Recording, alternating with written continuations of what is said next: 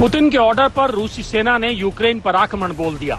बम और बारूद वाली तबाही की तस्वीरें देखकर दुनिया में कोहराम मच गया। लेकिन दुनिया को तीसरे विश्व युद्ध के मुहाने पर खड़ा करने वाला ये विवाद आखिर क्या है, हम आपको समझाते हैं।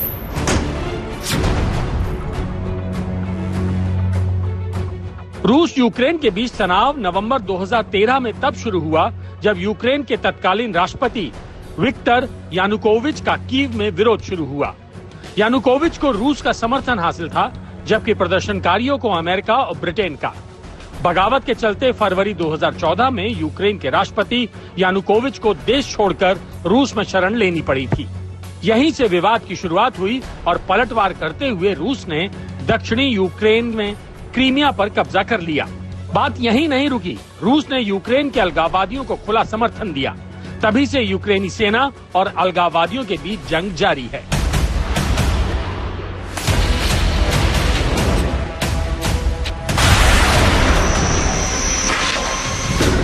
यहाँ आपको ये समझना है कि पूर्वी यूक्रेन के कई इलाकों पर रूस समर्थित अलगाववादियों का कब्जा है।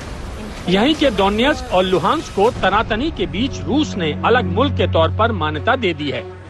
ये वही इलाका है जहाँ पुतिन ने सैन्य एक्शन का ऑर्डर दिया। सवाल ये है कि 2014 से सुलग रहा विवाद अचानक जंग के शोलों में कैसे बदल गया।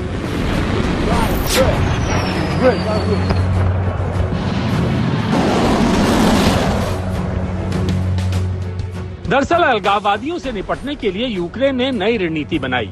यूक्रेन ने नेटो से दोस्ती गांठी और खुल्लम खुल्ला अमेरिका की शरण में पहुंच गया।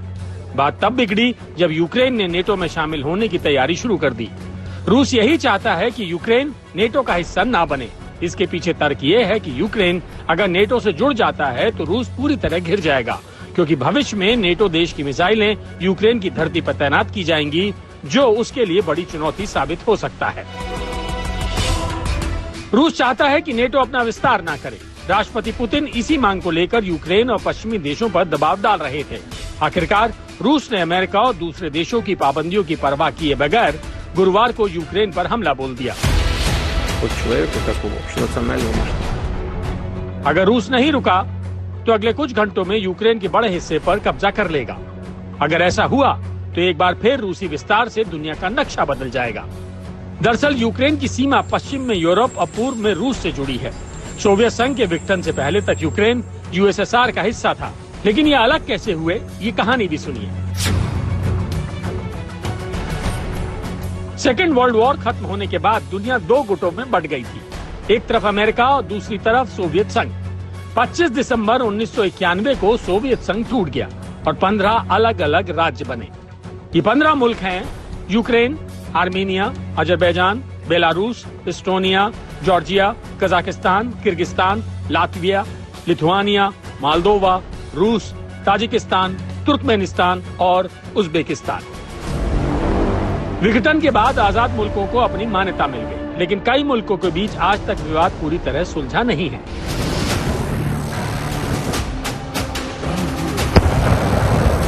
यूक्रेन के सामने शुरू से ही कई बड़ी चुनौतियां रही। पहली चुनौती पूर्वी और पश्चिमी यूक्रेन के लोगों के बीच भिन्न भिन्न विचारधारा। दूसरी चुनौती पूर्व और पश्चिम में भाषा के साथ साथ राजनीतिक रुझान भी दोनों इलाकों के जुदा है। तीसरी चुनौती अलगाववाद, यानी यूक्रेन के अंदर भी बगावत की चिंगारी सुलग रही थी।